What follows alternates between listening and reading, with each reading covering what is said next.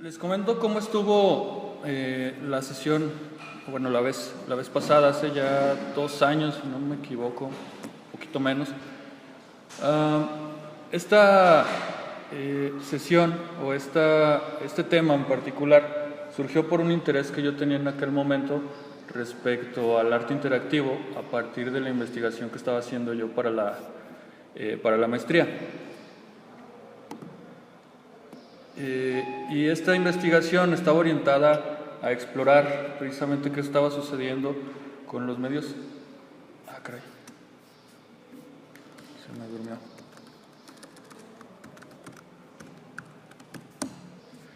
¿Qué estaba ocurriendo en ese entonces con los medios interactivos en el arte contemporáneo? Han cambiado muchas cosas desde entonces. Sin embargo, eso hizo un poco que cambiara también la presentación que hicimos en aquel momento en relación a la que voy a tratar de desarrollar ahorita, pero en esencia seguimos platicando de lo mismo. El título cambió en relación a aquella ocasión. Aquella vez hablábamos del diseño, de la interactividad en el arte contemporáneo, y en esta ocasión vamos a centrarnos en la interactividad ya de manera como más puntual en el arte digital, y sobre todo me va a interesar poder desarrollar una idea que es partiendo de ciertos conceptos y de la noción de interactividad, cómo este concepto puede desencadenar la posibilidad de la construcción comunada y la posibilidad de la socialización a partir de la producción artística, que finalmente es lo que en esencia a mí en este momento me está interesando. Bien, ese fue, digamos, el antecedente. Partiremos para esta exposición de la necesidad de entender el arte contemporáneo como un fenómeno social, de entender que no es un fenómeno que ocurre de manera ajena a la sociedad, sino que está incrustada en ella y por lo tanto de alguna manera viene a reflejarla. Y además se ve influenciado precisamente por los demás fenómenos que ocurren dentro de la sociedad. Partiremos entonces de esa premisa y, bueno, con el objetivo de plantear algunos términos que nos permitan aproximarnos al arte interactivo como un espacio de construcción colectiva y de socialización. Esta es una pequeña, digamos, reflexión en torno precisamente a esta cuestión. Desde los 70, Néstor García Canclini apuntaba a la necesidad de abandonar la noción tradicional del arte centrada en los objetos, en su forma, o acaso en el individuo. La noción tradicional y moderna del arte es obsoleta para Canclini, y lo es la forma en que pensamos el arte, por lo tanto. Como también lo señala Joseph Kosuth, los criterios tradicionales no son suficientes para comprender el fenómeno artístico contemporáneo. Si queremos pensar el arte contemporáneo, el arte de nuestros días, es necesario poder aproximarnos desde nuevas perspectivas distintas a las instauradas por la academia y la institución. Sobre todo, como también Canclini lo señala, es necesario hacerlo desde nuestro propio contexto, para tener una aproximación al fenómeno desde nuestra propia realidad. Un poco lo que les comentaba, y tiene que ver con la necesidad de pensar el arte contemporáneo, pero a partir de nuestro propio contexto. ¿Qué está sucediendo en Aguascalientes? ¿Por qué vemos que fenómenos como los que vamos a estar revisando, o piezas u obras como las que vamos a estar ahorita revisando, están sucediendo en otros estados de la República, en otros países, y aquí parece todavía hacernos algo muy, muy extraño? Ciertamente sí hay varios ejercicios de varios artistas locales que pueden ser muy interesantes y que incluso vamos a poder vincular con lo que vamos a estar revisando, pero de manera general, incluso, varios de ustedes son o han sido alumnos míos, bueno, por lo pronto puedo decir varios, y una cosa que me ha parecido bastante curiosa es que, sobre todo al inicio del semestre, cuando hablamos de multimedia, les parece algo todavía extraño pensar que estos medios puedan operar como un espacio para producir una pieza artística. Y eso solo viene a reflejar lo que realmente está ocurriendo allá afuera, y el contexto y nuestro sistema de arte parece todavía no asumirlo como una posibilidad de manera real. Eso vinculado con la necesidad que les planteo de pensar este concepto de interactividad como un espacio para la construcción comunal. Como les digo, en otros lugares del país, en otros lugares del mundo, es como muy fácil pensar el poder colaborar, e incluso no nada más en el fenómeno, sí, dentro del sistema de arte, sino también fuera de él. Y localmente parece existir todavía esta barrera. Y digo, creo que en ese sentido varios no me dejarán mentir. Es difícil colaborar con el otro, es difícil abrirte con el otro para poder establecer una relación con él y poder producir en conjunto.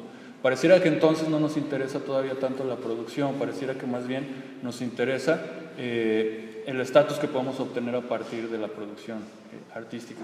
Y eso en lo personal me parece preocupante, y eso es algo de lo que quisiera apuntar precisamente al final, y que de entrada, por ejemplo, aquí con Néstor García Canclini, pues precisamente nos apunta esa necesidad, ¿no? Pensar de entrada que el arte no surge de la nada, no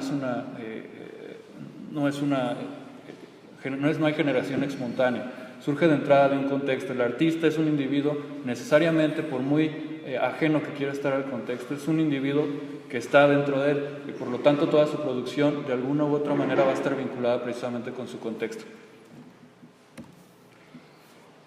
Para esto tendríamos que plantear entonces de manera muy general qué es lo que vamos a entender por contemporáneo, qué es lo que vamos a entender por una sociedad contemporánea, y por qué esta noción de la que les estoy hablando, o este interés en particular, considero que es relevante.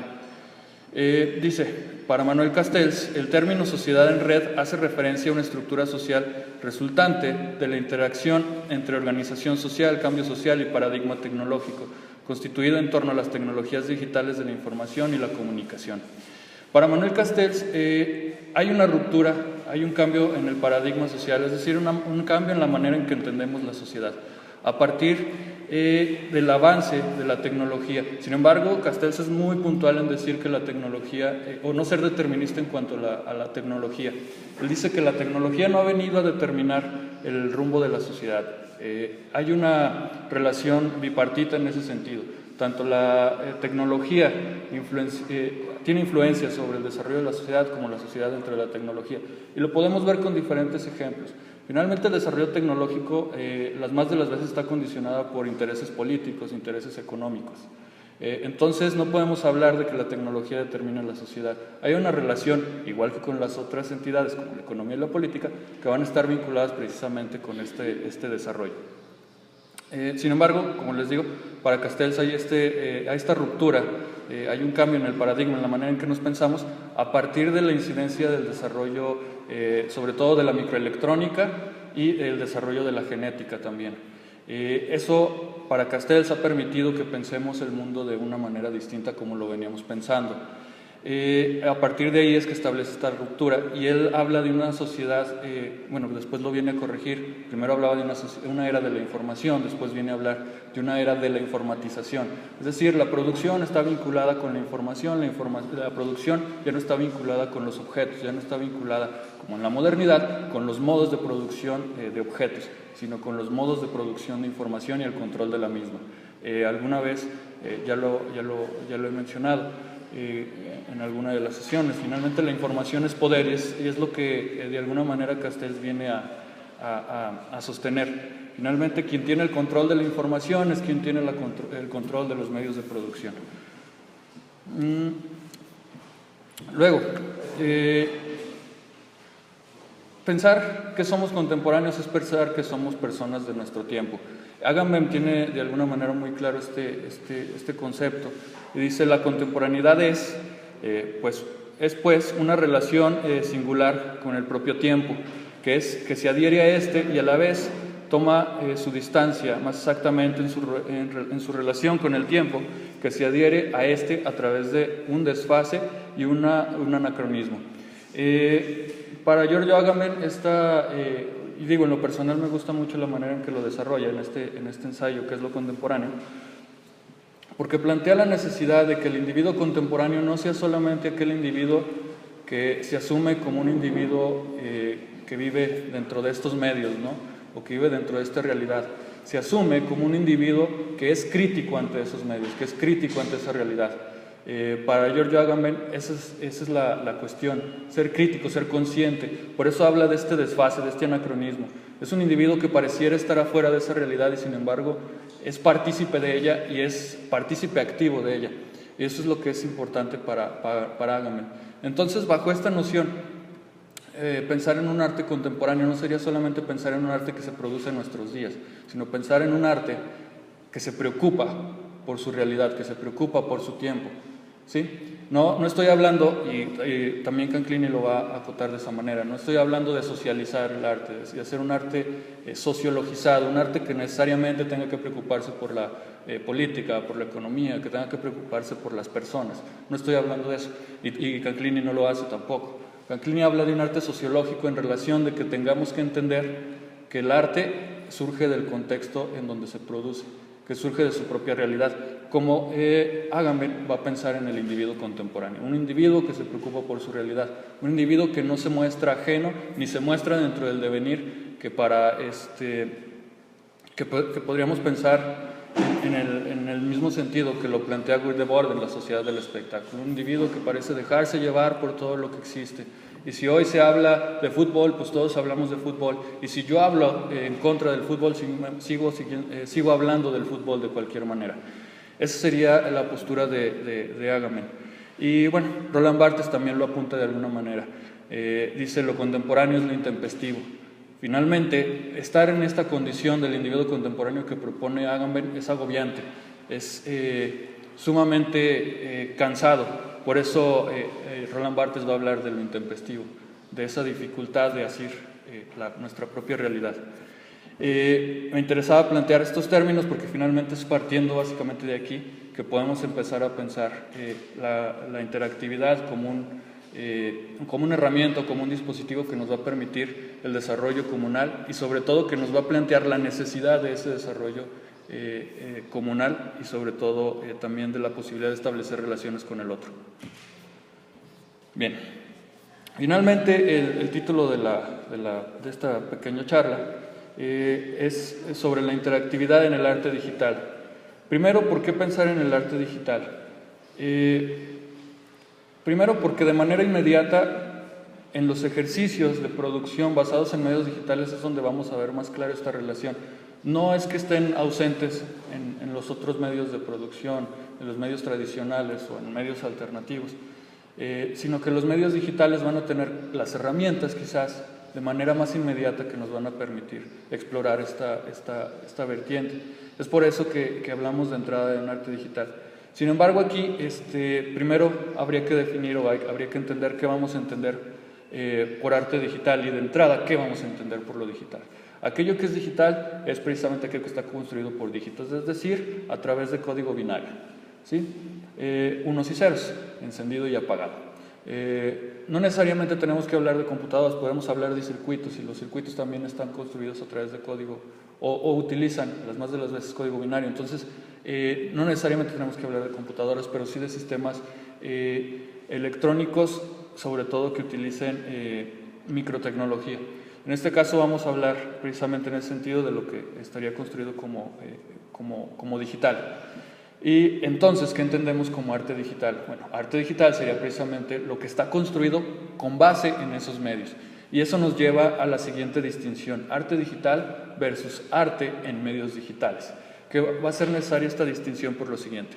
Hay un ejercicio, un ejemplo que creo que es bastante pertinente, porque nos va a permitir entender esta relación.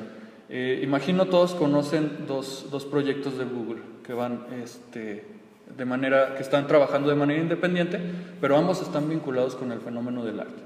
Uno, por un lado, es precisamente el proyecto de Google Art Project.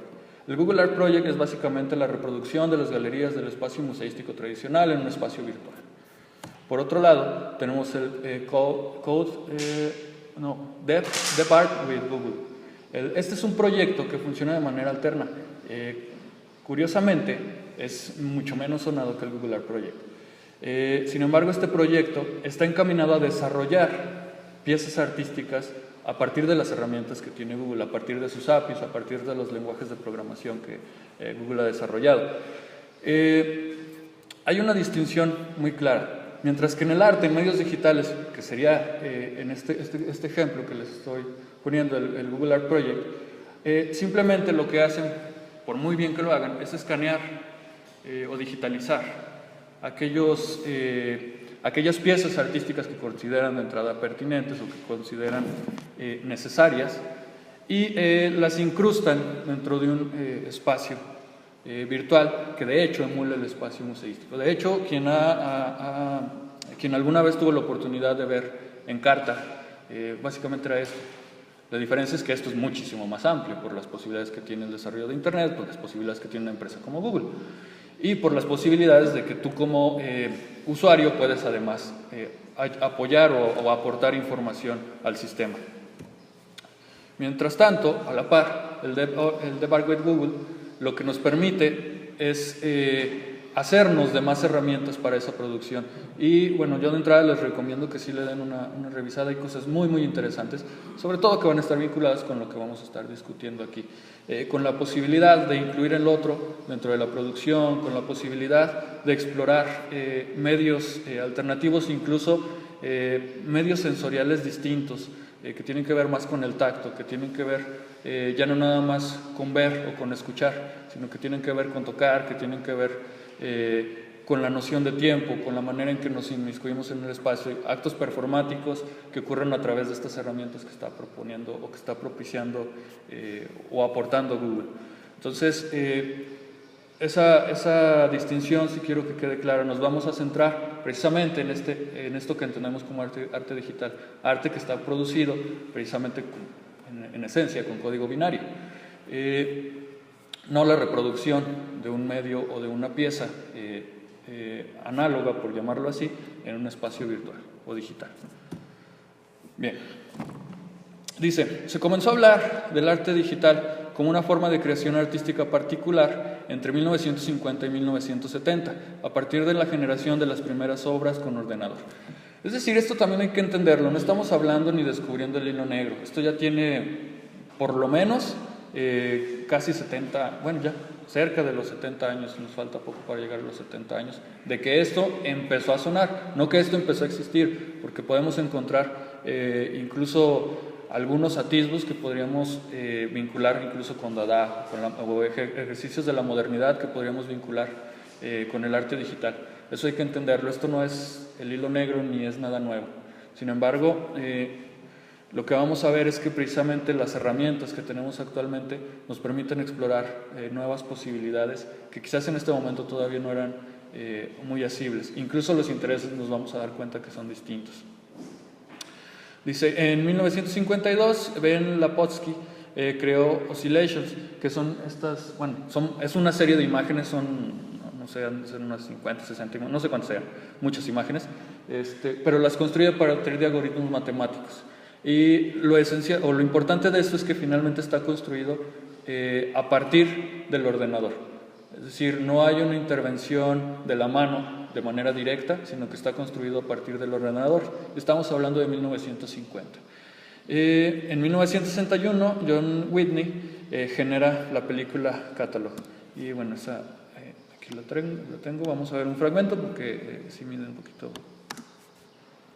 más. 1960-61.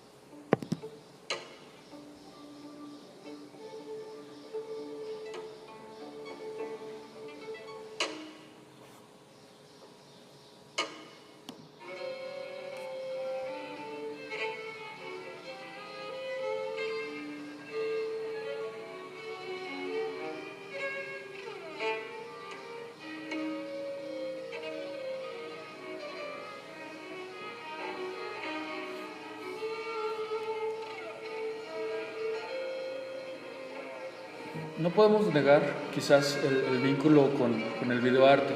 Sin embargo, lo que quiero seguir resaltando es que finalmente esto está construido única y enteramente con un ordenador. Y el interés particular surge no solamente en este artista, no solamente en Whitney, sino que hay una serie de artistas interesados en esto y que están interesados también en la ciencia y en la tecnología, como una manera de explorar precisamente estas alternativas que la ciencia no está explorando, que está dejando de lado.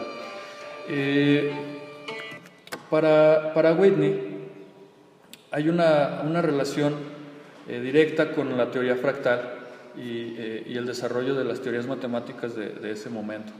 Entonces, lo que les comento, o sea, hay un interés particular en relación a lo que sucede en la sociedad y en relación a lo que sucede en este caso en la ciencia y la tecnología.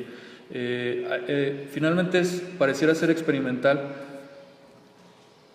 y ciertamente quizás lo sea, pero a partir de esa experimentación está centrada en una necesidad muy concreta de su tiempo, en explorar las posibilidades de un medio que en ese momento estaban siendo básicamente ignoradas, o que algunos, o que muy pocos tenían un interés en ellas.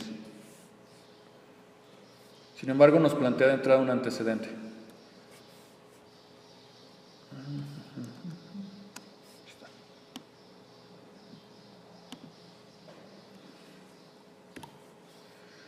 Bien.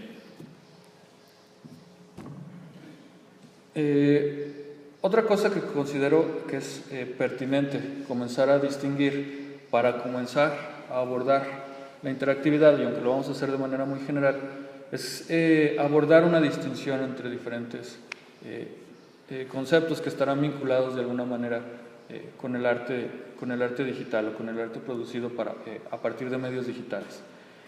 Y que son estos tres conceptos que digo, creo que a la mayoría de aquí no deben de serles ajenos. El concepto de multimedia, de crossmedia, transmedia y hipermedia. Finalmente hay una especie de taxonomía que permite distinguir a partir de los objetos la manera en que nos acercamos a ellos o la manera en que son construidos. Creo yo que esta taxonomía funciona más que nada para el estudio precisamente de esos objetos. En la práctica quizás no sea tan relevante en función de los objetivos de la producción. Bien, de manera general, porque no considero tan necesario detenerme en esto, sino el siguiente punto que vamos a tocar, sería entender qué es la multimedia. Multimedia sería básicamente pensar en una sola narrativa, en distintas formas de aproximación a la pieza, en el sentido de los sentidos con los que podamos aproximarnos a ella, y un solo canal. Es decir, hay un solo sentido en la pieza. De hecho, si lo pensamos un poco más a fondo, una pieza multimedia, bajo estos términos, sería una pieza que mantiene al espectador como eso, como un espectador nada más. Lo mantiene expectante, mantiene al otro como una persona que se posiciona frente al objeto y lo vivencia. Lo vivencia a través de distintos sentidos, pero no hay una participación frente al objeto. No hay una incidencia del otro sobre el objeto, no hay una incidencia del espectador sobre la pieza. El crossmedia sería quizás un siguiente paso, donde sí hay una narrativa, pero hay también múltiples canales, es decir, empieza a haber múltiples formas de aproximarnos al objeto. Luego, la transmedia, que sería quizás el puente que nos va a permitir a lo siguiente que vamos a pasar, que es precisamente hablar de la participación. Sería la posibilidad de construir un contexto para la pieza, es decir, ya no nada más hay múltiples narrativas, sino que hay un contexto que le da coherencia a esas múltiples narrativas. Por lo tanto, hay múltiples formas y por lo tanto también hay múltiples canales. Es decir, de entrada hablamos de proyectos mucho más complejos. Sin embargo, estas dos últimas, y es por eso que en esta parte, creo que no se ve el cursor. En esta parte, debajo de crossmedia y transmedia, yo colocaría hipermedia. Pero finalmente traduce estas dos posibilidades, es decir, la manera en que el espectador puede aproximarse a la pieza tiene autonomía en cuanto a eso. Por eso pensaríamos que hipermedia, que va a venir o va a proceder del concepto de hipertexto, que igual no es un concepto nuevo, Aristóteles ya lo manejaba, Sin embargo, con la proliferación de Internet fue algo que se vino a adoptar. Hablaríamos del hipertexto como una herramienta que nos permite diversificar la aproximación a los objetos, ¿sí? Es decir, un objeto que refiere a otro. Por lo tanto, las personas pueden tener cierta independencia en relación a eso. Eso estaría presente en la crossmedia y en la transmedia, ¿sí? Por eso marcaría, al menos yo, englobar estas ambas en este solo concepto. Bien. De manera general, vamos a ver un ejemplo de cada una de estas para nada más poderlo plantear de manera concreta. Creo que a todos les debe sonar el mapping. Alguna vez tendrán probablemente ya que ver algún ejercicio de mapping. ¿Qué sucede con el mapping? Básicamente somos espectadores. Las más de las veces, sí hay mappings que nos permiten participar, pero las más de las veces somos espectadores.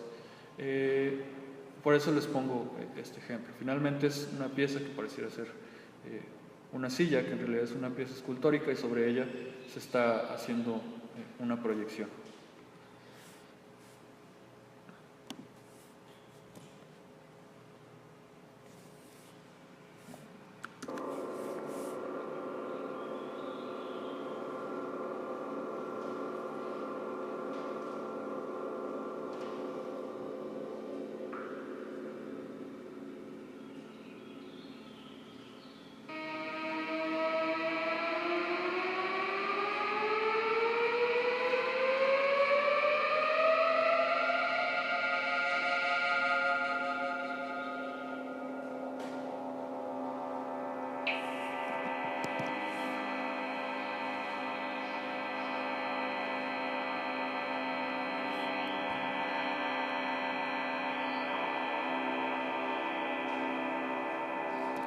Quien guste los videos, ahorita si quieren al final me pasen una USB y se los paso para que después los vean completos si quieren. Si no, la mayoría se pueden encontrar fácil en internet. Ese sería un ejemplo de multimedia. Podríamos pensarlo como un ejemplo de hipermedia o de crossmedia. Finalmente tenemos distintas formas de aproximarnos. Esta es una pieza de Lozano Heimer. El espectador lo que hace, o en este caso sí ya podemos empezar a pensar en un usuario, aunque de manera quizás muy mínima, pero lo que hace es aproximarse a la pieza de distintas maneras, y a partir de lo que él hace, la pieza se comporta de distintas formas. Pero finalmente lo que tenemos es una serie de imágenes que responden a la posición del usuario a través de sensores. Es decir, independientemente de lo que yo haga, si repito el mismo proceso, va a suceder exactamente lo mismo, ¿sí? De alguna forma, también podríamos pensar que tanto en multimedia como en crossmedia o transmedia, o si lo queremos pensar como hipermedia, la pieza está terminada. Ya no hay nada que hacerle a la pieza está acabada.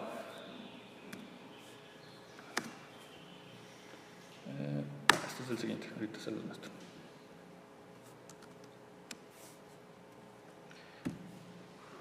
Bien. Para acercarnos un poquito más, o para tratar de concretar esto, Lech Mánovic, hace algunos años ya, por ahí de los 90s, en su texto del lenguaje de los nuevos medios, planteaba que los nuevos medios son interactivos. Y ojo, lo pongo aquí está con rojo, aquí se ve como gris. Lo pongo de un color distinto porque finalmente es un error que él mismo va a aceptar ahora, que él de alguna manera va a venir a corregir en estos días, en estos tiempos, en la actualidad. Dice: los nuevos medios son interactivos, a diferencia de los viejos medios, donde el orden de presentación está fijado. Ahora el usuario puede interactuar con el objeto mediático. En ese proceso de interacción puede elegir qué elementos se muestran o qué ruta seguir, generando así una obra única. En este sentido, se vuelve coautor de la obra. Sin embargo, vemos que lo que en realidad está describiendo Lech Mánovic viene a ser el hipermedia. Y eso tiene que ver con el tiempo en que él construye este argumento. Había un boom en Internet, era cuando realmente el Internet estaba mediados finales de los 90, cuando estaba tomando la mayor fuerza, o estaba teniendo el despegue más vertiginoso. Y él decía que que veía Internet como una mesa llena de cosas, llena de información, donde cada quien podía tomar lo que quisiera. Y eso le llamaba interactuar. Actualmente lo corrige, dice, no, eso no es interactuar, es simplemente tener la posibilidad de organizar la lectura, que es justamente lo que también menciona por aquí. Finalmente tiene que ver con el orden en que nos aproximamos al objeto, pero el objeto ya está ahí, el objeto no cambia, no muta, el objeto está fijo, y eso es algo que es lo que nos interesa en este sentido. Vamos a ver esto. Sin embargo, podremos empezar a pensar, sobre todo actualmente es muy común encontrar, piezas donde el espectador ya no es solo eso, sino que el espectador tiene que colaborar dentro de la pieza. Y al respecto, Adolfo Sánchez Vázquez dice, ya no se trata de la participación solo mental, es decir, ya no nada más somos espectadores y intérpretes, si se quiere decir, reivindicada por la estética de la recepción, ni tampoco de la intervención práctica, como continuación de la producción de la obra abierta, que en este caso hace una referencia a Umberto Eco, sino de la participación que se integra en ella, de tal manera que el receptor, con su actividad, se siente parte de la obra misma. Esta implicación presencial en el mundo virtual es una característica fundamental de los videojuegos, y por ella, por esta impresión de realidad, de vivir lo virtual como real, esta participación del receptor se distingue de las formas de participación o recepción, como las de la obra abierta, que antes hemos considerado. Y para eso vale la pena otro ejemplo de Lozano Gemel, una pieza ahora del 2015, que por ahí tuvo cierta resonancia, llamado Level of Confidence, nivel de confianza, luego ya cuando la tradujo al español, porque curiosamente primero lo hice en inglés, consiste en una pieza que finalmente no va a estar acabada si el otro no se posiciona frente a ella. La pieza en realidad no sucede, la pieza o en este caso la relación o lo que entendería Lozano Gemel como la obra no va a suceder mientras el otro no se posicione frente al objeto, a la interfaz que él ha construido, al medio mediante el cual sucede esto que él plantea. Y bueno, de manera general, para quien no la haya visto por ahí, probablemente en internet o en algún otro lugar, la pieza consiste en un sistema de reconocimiento facial, y a partir de ese reconocimiento facial, el sistema determina si las personas tienen, o cuál es el nivel de coincidencia con los 43 desaparecidos de Ayotzinapa. Evidentemente hay una relación ahí poética bastante interesante en relación al nivel de confianza, y también hay una relación que finalmente, y él lo dice de esta manera, él no habla de que están muertos en ningún momento, de hecho es puntual porque por ahí hubo un problema en relación a esto, pero es puntual en ese sentido. Él dice que la pieza nunca va a encontrar a los desaparecidos. Entonces hay un ejercicio de más poético ahí que en lo personal me parece bastante interesante. Luego,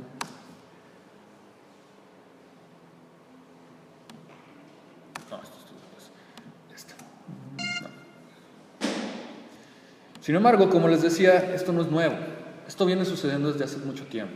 En 1988, Jeffrey Chang construyó esta pieza que consiste en una bicicleta fija que le permite a los usuarios, si así lo queremos llamar, transitar por las calles de Nueva York, pero los edificios de Nueva York están construidos a partir de tipografía.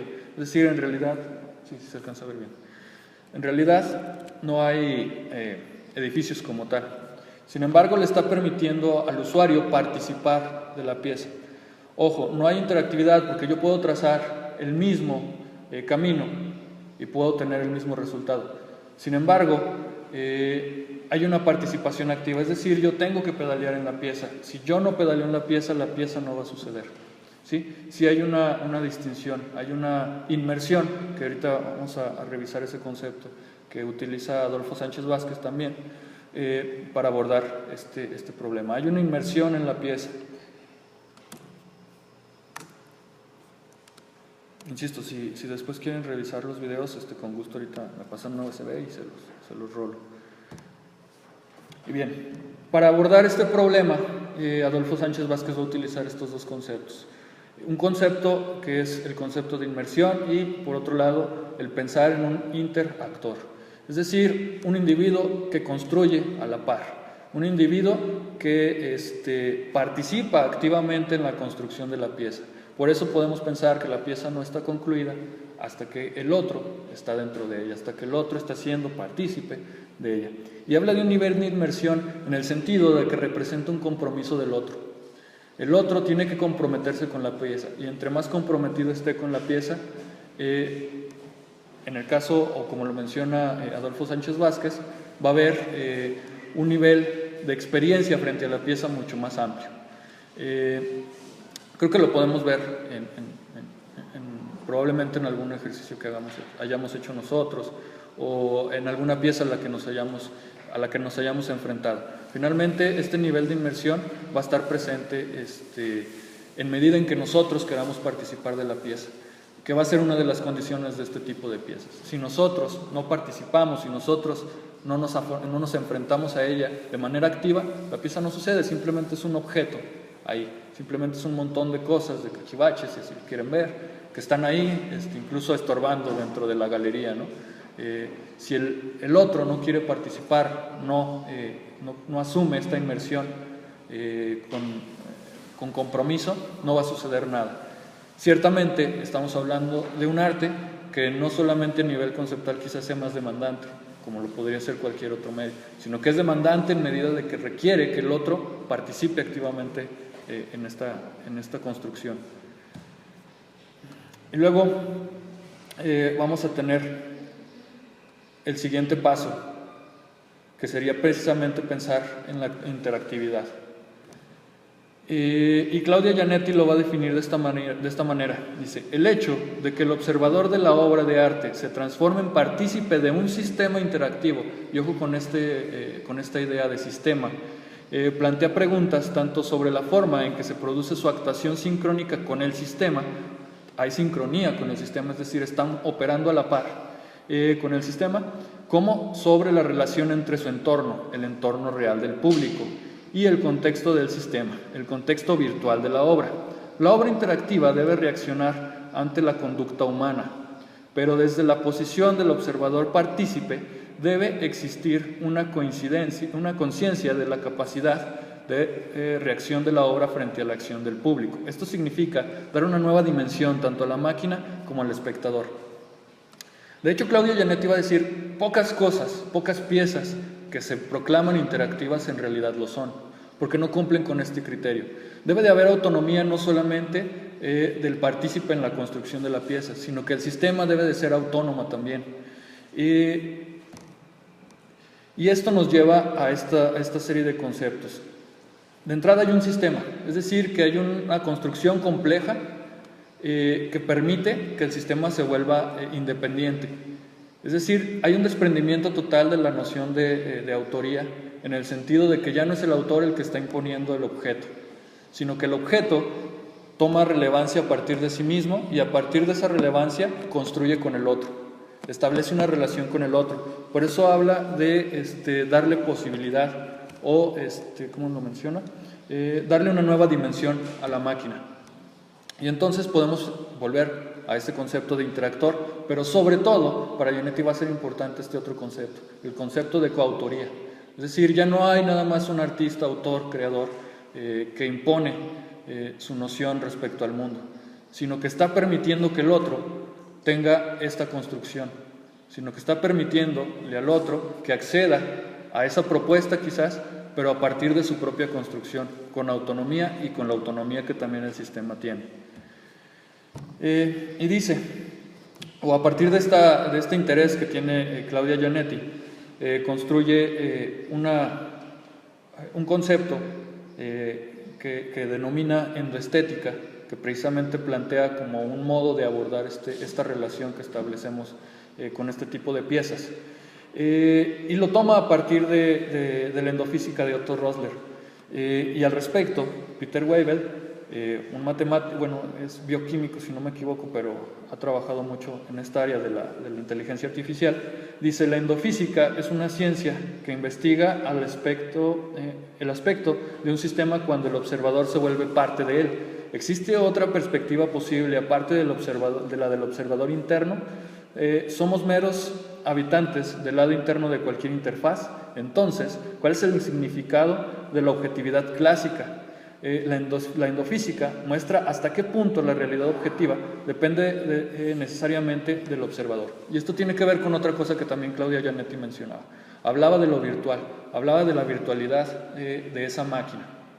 Y entonces esta virtualidad, que digo, sería un tema para una exposición distinta a esta, pero plantearíamos que, al menos para Claudia Giannetti y para Peter Weibel, sería como una extensión de nuestro mundo. Es decir, ya no es el otro como lo vemos normalmente, sino es la extensión de este mundo que vivimos. Es decir, tenemos nuevas posibilidades dentro de este mismo mundo, a partir de las nuevas herramientas que tenemos.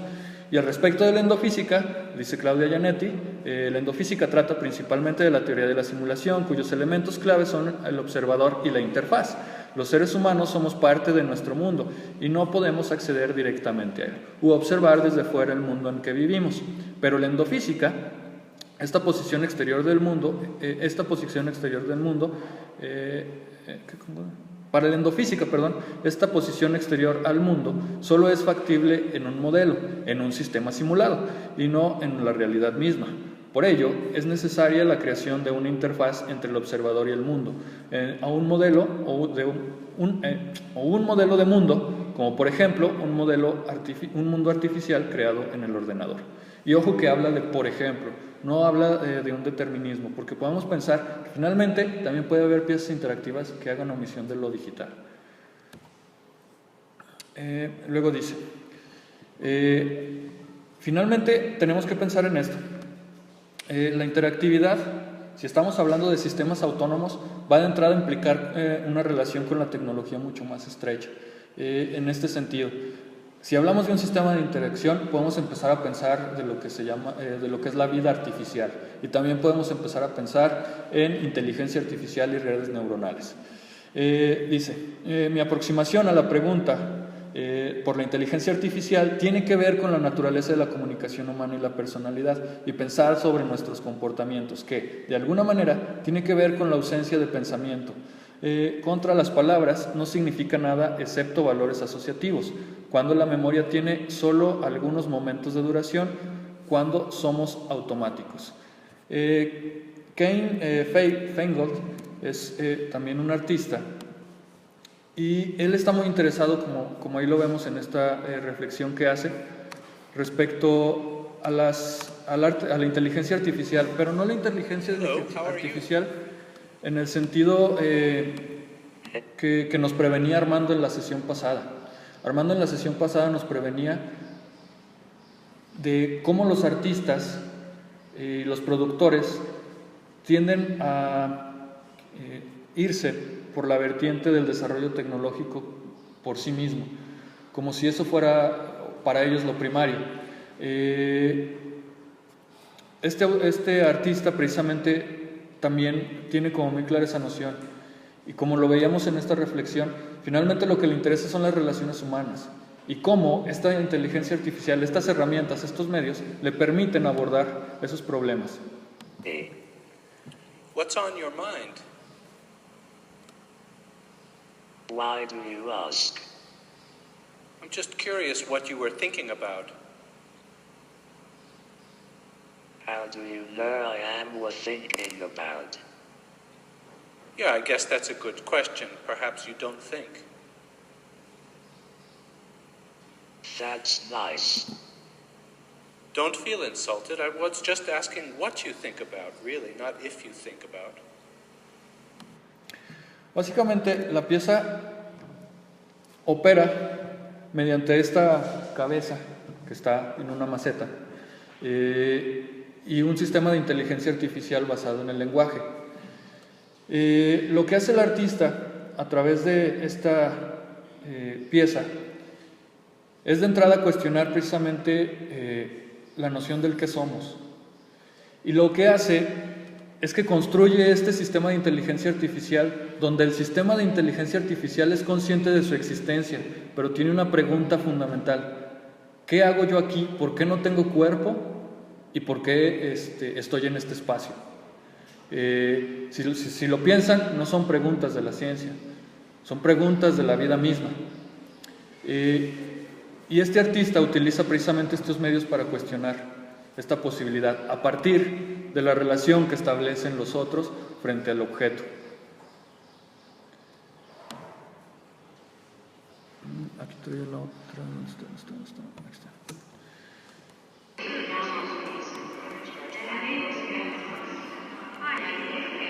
Esta otra pieza, Eros y Thanatos, es una referencia de entrada directa al psicoanálisis.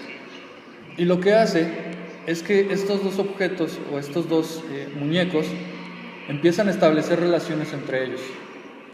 Y estas relaciones comienzan a generar tensión en todo el sistema.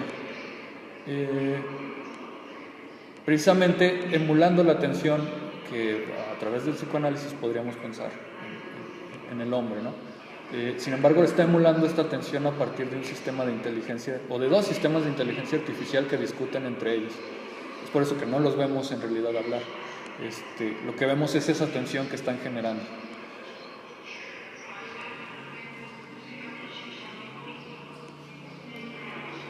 Y bueno, la pieza opera como una especie de instalación. ¿Es interactiva esa pieza? La pieza no sería interactiva, sino que estaría centrada en la producción de inteligencia artificial, en la relación que establecen con ellos. Por eso plantearía la necesidad, y que es justamente el punto al que voy a seguir, de entender la necesidad de esta cuestión de socialización entre los individuos que va a ser necesaria, no solamente con el otro, no solamente entre los individuos que participan, sino también entre la pieza y el individuo. La posibilidad que nos da pensar en sistemas como estos, complejos como estos, que nos da de socializar ya no nada más con otros individuos, con otras personas, sino socializar con objetos, ¿sí? En el caso de la cabeza en la maceta, es así, pero acá no. Acá son ellos socializando entre ellos. Exactamente. La tensión se da a partir de esa socialización, precisamente. Dice, no, eso ya lo revisamos. Okay. ¿Sí?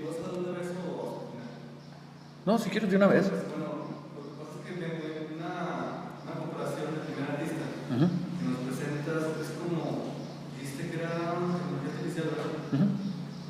Aquí mi cuestión, mi pregunta es, ¿dónde entra el artista? ¿O cuál es la diferencia en el caso de si soy ingeniero o soy artista? En la segunda pieza sí es más evidente que es como un medio artístico, ¿no? Tiene como una instalación. Pero en la primera pieza yo estoy viendo más como una cuestión de ingeniería, ¿no? Porque es un sistema totalmente electrónico compuesto y además un software que está programado. Entonces yo lo veo más como tecnológico y no como artístico. O sea, es como la diferencia de soy ingeniero y soy artista. Sí, y creo que la reflexión es sumamente válida. De hecho, precisamente va a ser una de las cosas que va a venir a cuestionar esto. O sea, finalmente, este tipo de objetos que de entrada están diluyendo completamente la noción de autoría. Sí hay un artista. Finalmente él se asume como artista y las instituciones lo legitiman como artista. Que eso sería otra cuestión quizás a discutir. Pero finalmente lo que está sucediendo también es que al diluir esta noción pone en duda precisamente dónde quedó entonces la producción. ¿Por qué esto podría estar presente en galerías si pareciera ser más bien una cuestión ingenieril? Creo que la pregunta es muy pertinente y creo que la respuesta está en la búsqueda que tiene el artista. Su búsqueda no es desarrollo tecnológico, no es desarrollar la inteligencia artificial, sino cuestionar problemas de la vida, problemas de su contexto, problemas de su realidad a partir de estas herramientas. Creo que la respuesta iría por ahí, al menos yo la respondería por ahí, en el sentido de que no está buscando el desarrollo tecnológico como lo haría un ingeniero, sino está buscando el desarrollar o el cuestionar no solamente el arte a partir de esta dinámica que estamos comentando, sino incluso la vida misma. Entonces, desconozco del artista, Sí. El programa hace toda la cuestión y lo monta, o tiene personal que se dedica a eso y no más gente como la Sí tiene ¿cómo se dice? Sí tiene conocimiento. Si no me equivoco, su formación es informática o matemática. Eso es un hecho. Sin embargo, es claro que este tipo de sistemas no se construyen de la nada. Digo, Lozano Heimer tiene un equipo enorme que le permite construir sus piezas. Sin embargo, no ponemos en duda si Lozano Heimer es artista. Sería la misma cuestión. Sucede lo mismo con este artista. ¿Sí? Dice, interacción. La vida artificial es el estudio de los sistemas de creación humana que exhiben conductas características de sistemas vivientes naturales. Esto es algo que dice Christopher Lanton. Y bueno, creo que ya me voy un poquito más rápido porque sí, ya se nos está acabando el tiempo. Finalmente todo esto viene a surgir a partir de los 50, incluso un poco antes, a partir del test, por ejemplo, el test de Alan Turing, el test de Turing, que es uno de los tests más conocidos para testear la inteligencia artificial, la teoría del control de la comunicación de Norbert Wiener y Klaus Shannon con la teoría matemática de la comunicación. Pareciera ser extraño porque pareciera que todo este tipo de cuestiones surgen entonces de un problema matemático, de la ingeniería, parecieran incluso no estar vinculados con el arte. La cuestión es que los artistas, una serie de artistas están muy interesados en utilizar estos medios precisamente para esta exploración. Y luego dice, bueno, este es otro ejemplo, Sinking Feeling de Keith Feingold, es una cabeza que está, bueno, ese es el que acabamos de ver, que está convencida de su existencia, pero desesperada por saber por qué no tiene cuerpo como los demás y cómo es que llegó aquí, qué está haciendo aquí. Finalmente, creo que de entrada estas preguntas son preguntas que todos nos hemos hecho alguna vez en la vida, ¿no? Entonces, finalmente no son preguntas vinculadas con la ingeniería, son preguntas vinculadas con la vida misma. Rescatando ya para ir un poco cerrando esto, hay una disolución de los componentes que teníamos o que nos permitían entender la producción artística, que era el pensar en un autor, en un espectador y en una pieza. Y parece haber una transmutación de los medios tradicionales o de los medios que por lo menos nos permiten la expectación a estas otras ideas, estos otros conceptos, estas otras nociones. Pensar en un coautor, pensar en la pieza como una herramienta o un medio para la construcción y pensar el espectador ya no como un espectador, ya no como alguien que se para frente a la pieza, sino como un usuario y un partícipe, como alguien que actúa frente a la pieza. Al respecto, Adolfo Sánchez Vázquez también nos va a decir, el proceso creador no se agota en consecuencia en su resultado, sino que se continúa y se renueva con la intervención práctica del receptor que, de este modo, se convierte en coautor o co-creador. Dice, cambia radicalmente la concepción de la obra tradicionalmente inerte e inalterable, así como la del receptor pasivo, al convertirse en activo. Pero no solo en el aspecto significativo o mental de ella. Se trata, por el contrario, de una recepción activa que, como vemos, afecta la realidad sensible y material de la obra. Esto, creo yo, y esto ya es mucho más a título personal, viene a reivindicar el aura o el sentido aurático de la obra de arte, de la pieza artística, porque viene a volver a plantear que la pieza es única. Finalmente, la pieza depende, o el objeto, o la obra, va a depender de quién participa de ella, y por lo tanto se vuelve única e independiente. Ese criterio de exclusividad y ese sentido aurático que existía de la pieza artística como eso único en el mundo, se vuelve a existir a partir de estas relaciones, porque finalmente la relación es única y por lo tanto la obra es única.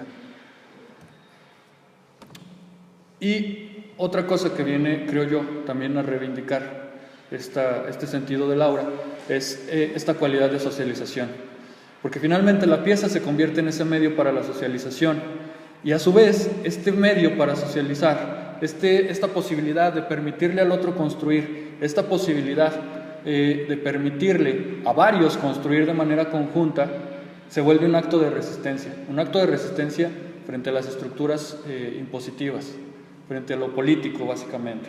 ¿Sí? Hay una resistencia política detrás de todo esto, en tanto que permite la posibilidad y le da las herramientas al otro para que pueda construir, quizás de manera minúscula, incluso trivial si así lo queremos ver, si queremos mantenernos como a raya. Sin embargo, creo que finalmente sí lo hace. Y dice, una recepción activa y creadora, en un sentido más amplio, no solo mental, sino práctica, puede contribuir a extender la creatividad, hasta ahora concentrada en un sector minoritario, tanto en la producción como en la recepción.